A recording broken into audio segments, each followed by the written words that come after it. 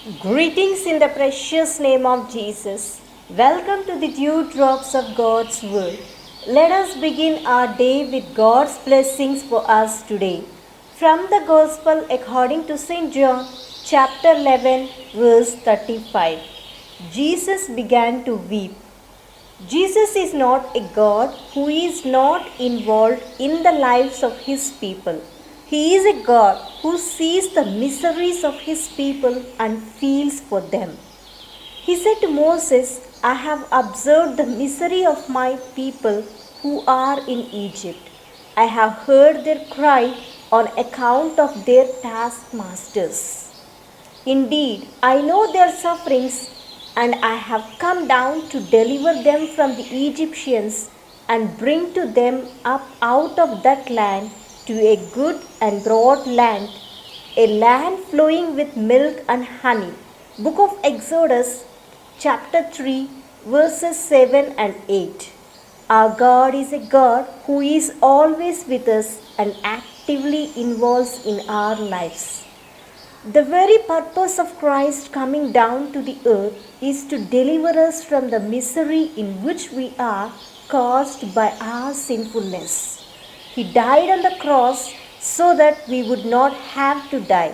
Such was his compassion for us. He took upon himself our infirmities and bore our diseases. Matthew chapter 8, verse 17. He was moved with pity on seeing the helpless crowds, and having compassion for them, he healed their sick. Matthew chapter 14, verse 14. For we do not have a high priest who is unable to sympathize with our weaknesses. Letter to Hebrews chapter 4, verse 15. Jesus was very sensitive to the sufferings of the people. St. John notes, when Jesus saw Mary weeping, and the Jews who came with her also weeping, he was greatly disturbed in spirit and deeply moved. And now Jesus himself began weeping with Mary and Martha for the death of their brother Lazarus. We should not forget that Jesus loved Lazarus. We know the message these sisters sent to Jesus, Lord, he whom you love is ill. And now Jesus wept because he loved Lazarus. The Greek word that is used implies a calm shedding of tears. Our Lord was seen in the scripture weeping 3 times.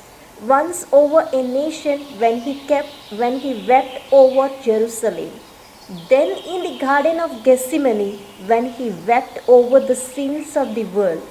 And now over Lazarus when he wept for the effect of sin, which is death.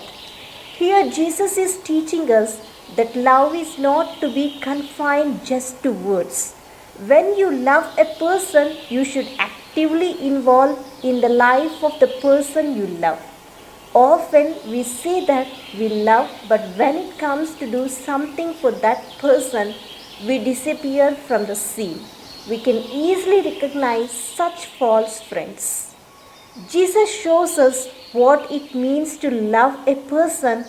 He was not ashamed to weep for his friend in the public. And he did much more than that.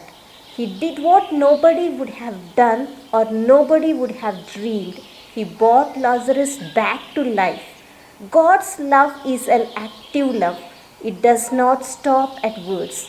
It stoops down to actions to wipe our tears and fill our hearts with joy. My dear friends, if our love is true, it should bring joy to the hearts of those we love. That is what our Lord teaches us today. Let us say a small prayer. Abba Father, thank you for speaking to me through your holy word. Lord, make me to feel the warmth of your love for me and teach me to love you sincerely. Give me the grace to love my neighbors and sympathize with them in their sufferings and help those who are in need. Teach me, my sweet Jesus, to do every action out of your love and bring greater glory to you. May I find joy in seeking to please you just as you found joy in seeking to please your Father. I make this prayer in your precious name. Amen. God bless you, my dear friends. Have a great day filled with God's grace and blessings.